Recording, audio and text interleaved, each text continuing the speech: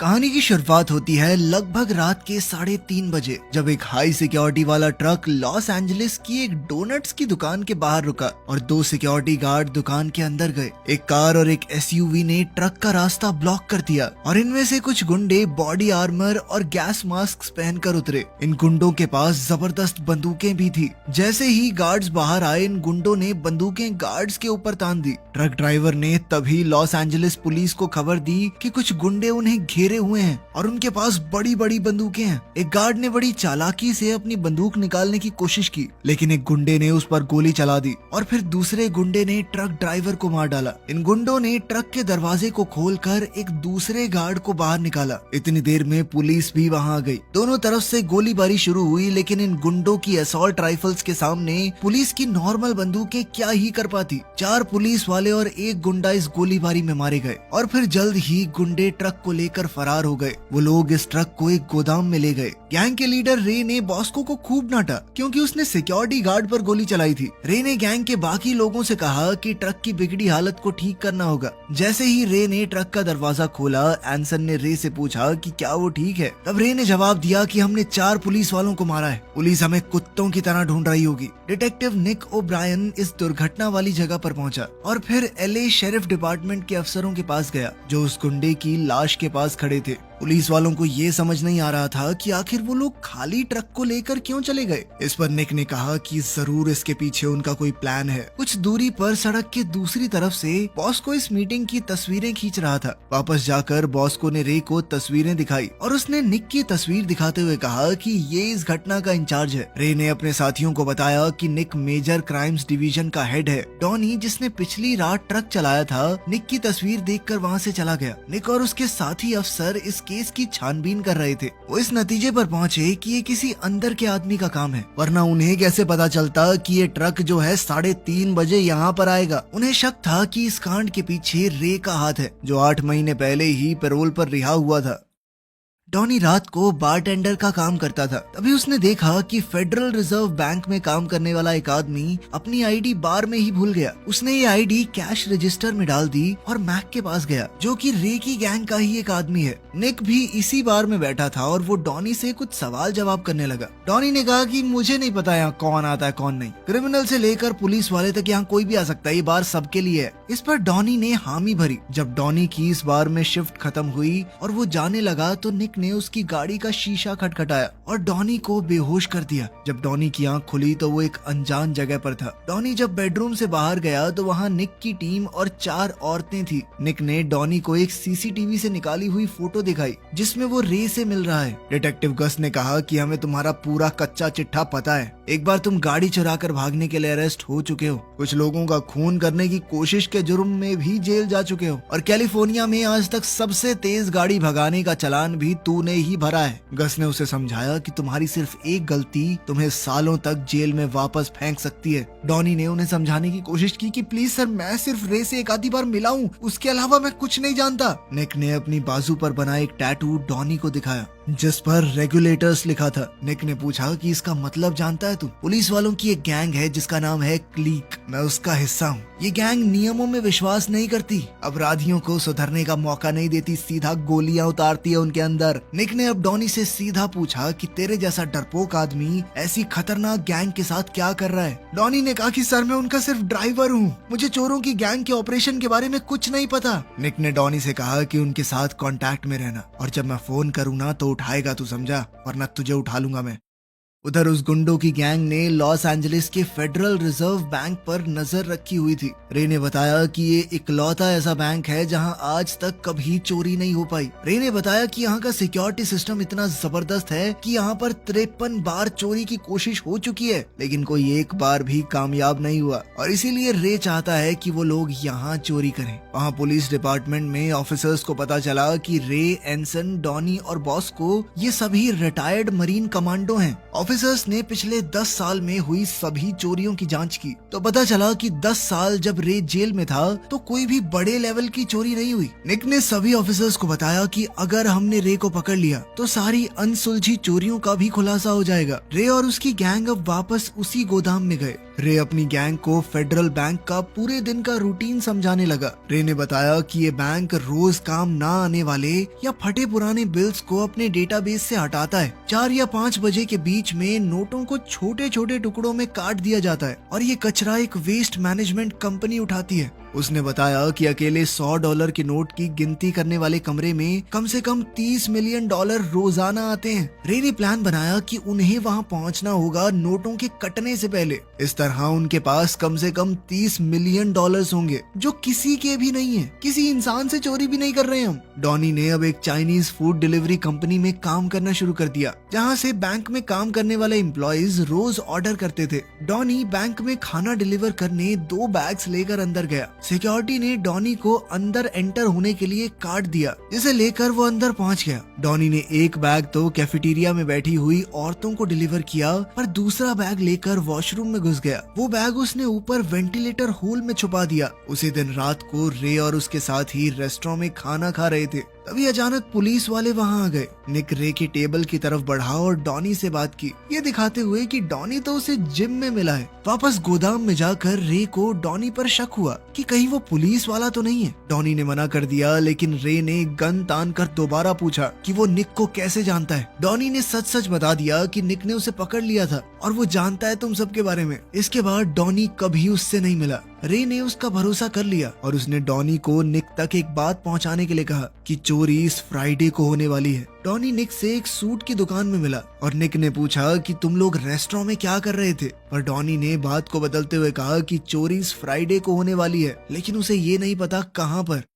अब निक उस क्लब में पहुंचा जहां रे की गर्लफ्रेंड काम करती है और शो देखने लगा। रे की गर्लफ्रेंड स्टेज से उतरकर निक के पास आई और उसके कान में कुछ कहा, जिसके बाद वो दोनों उस लड़की के घर पहुंच गए। अगली सुबह जब रे वहां आया, उसकी गर्लफ्रेंड लिविंग रूम से भागी और अंदर से निक शर्टलेस बाहर आया। वो दोनों एक दूसरे को घूर रहे थे और फिर दोनों की ही नजर टेबल पर रखी बंदूक पर पड़ी। निक ने रे को आंखों से बंदूक उठाने का इशारा किया, लेकिन रे उसके जाल में नहीं फंसा, बल्कि वो निक के सामने से गुजरकर बेडरूम में गया और दरवाजा बंद कर लिया। इसके बाद निक ने अपनी गाड़ी में पहुंचकर अपने साथी को फोन किया और चोरी की अगली लोकेशन का पता बताया, जो उसे रे की गर्लफ्रेंड से पता चली थी। बाद में रे की गर्लफ्रेंड ने उसे बताया कि तुमने जो कहा था मैंने कर दिया। अब चोरी का दिन आ गया और पुलिस वाले बैंक पर नजर रखे हुए थे। तभी एक वैन पार्किंग में आकर रुकी। रे और उसकी gang bullet proof jacket, mask और असॉल्ट राइफल्स लेकर पहुंचे। उन्होंने बैंक में घुसते ही सिक्योरिटी कैमरा पर गोली दाग दी और सभी को नीचे बैठने का ऑर्डर दिया। गैंग ने सबके फोन्स लेकर उनके हाथ बांध दिए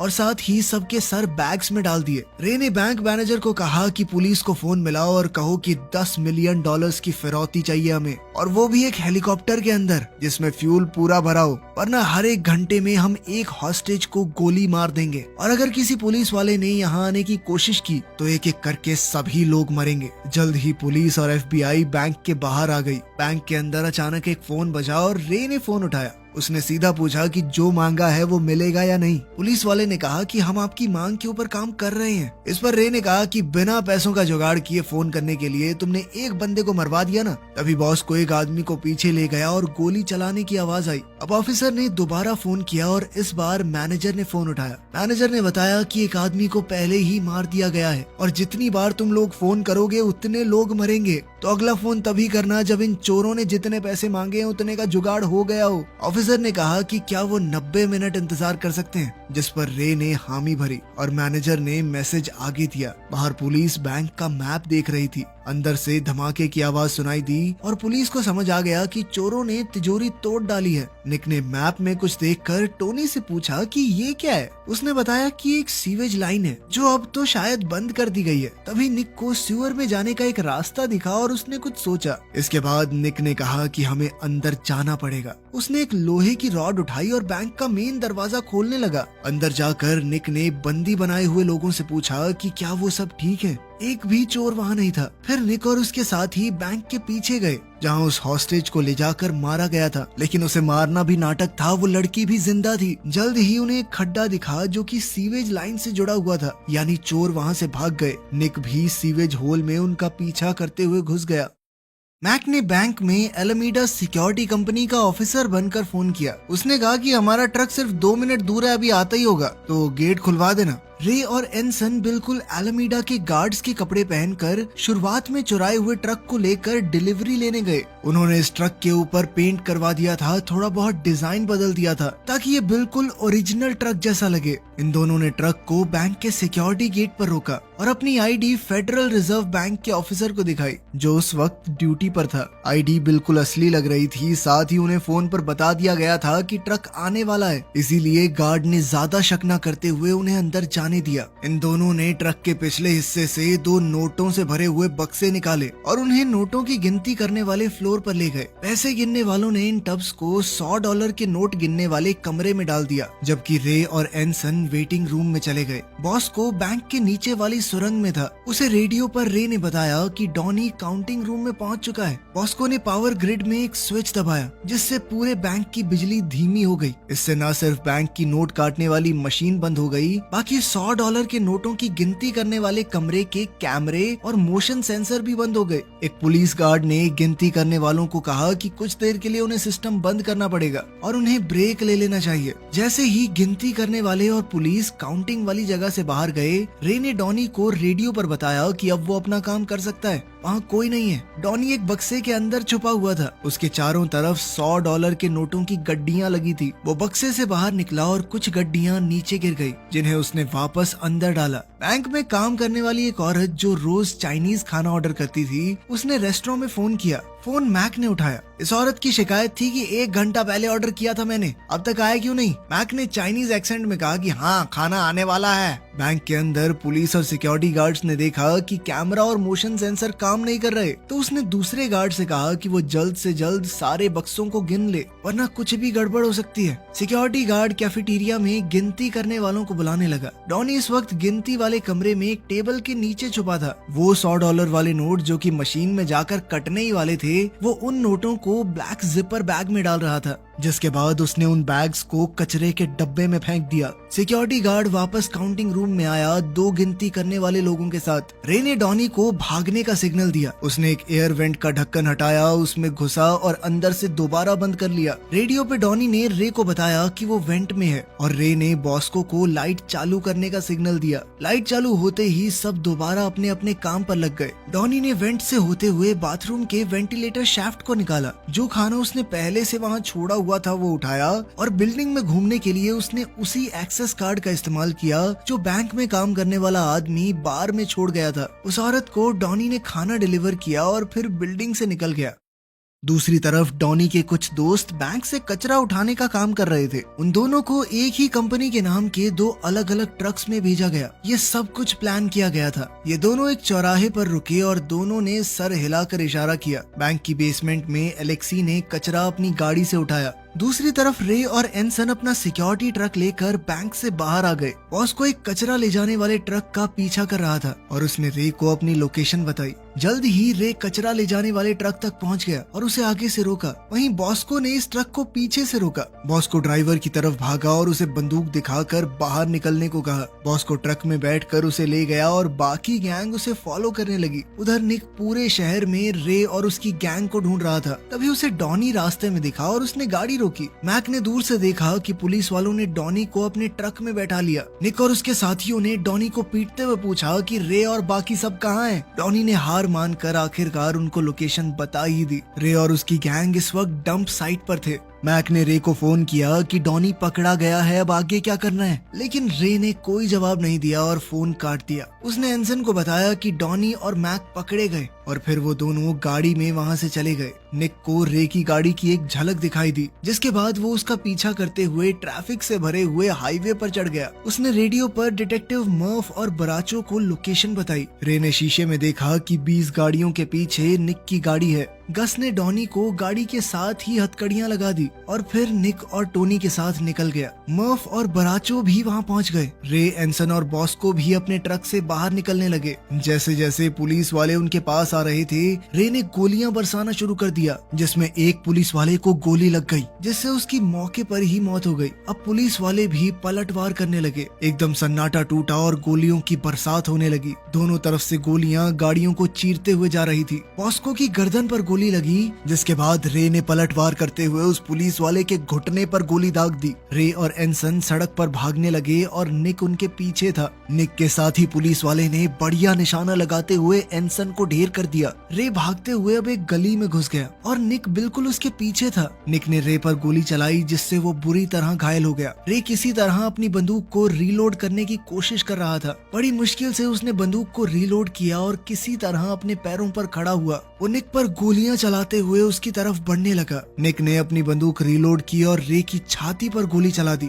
रे नीचे गिर गया और किसी तरह रेंगते हुए कार के पीछे छुपा और अपनी जैकेट से गोलियों से भरी एक मैगजीन निकाली। उसकी गोलियां खत्म हो चुकी थी, लेकिन फिर भी वो अपने पैरों पर खड़ा हुआ और अपनी खाली बंदूक निक की तरफ तान दी। निक ने ना चाहते हुए भी खुद को बचाने के लिए रे पर गोली चला दी। उसे ये थोड़ी पता था कि रे के पास गोलियां नहीं है। जब निक वापस अपनी गाड़ी के पास गया तो डॉनी वहाँ से भाग चुका था। निक और गस ने रे की गाड़ी से काले बैग्स निकाले और देखा कि उनमें तो नोटों के टुकड़े थे, पूरे नोट नहीं। निक उस बार में गया जहाँ डॉनी काम करता था और उसका पता पूछा। मालिक ने बताया कि डॉनी तो 2 दिन पहले नौकरी छोड़ गया। वो बार में बैठा ही था कि तभी वहाँ बैंक के 2 एम्प्लॉइज आए, जिनके गले में बैंक के एक्सेस कार्ड थे। उसने दीवार पर लगी फुटबॉल टीम की तस्वीर को ध्यान से देखा, जिसमें डॉनी अपने कुछ दोस्तों के साथ बैठा था। निक जैसे ही बार से बाहर निकला तो उसे बैंक दिखा। वो समझ गया कि इस पूरी गेम का मास्टरमाइंड सिर्फ डॉनी था। आखिर में हमने देखा कि डॉनी लंदन के एक बार में बारटेंडर का काम कर रहा था।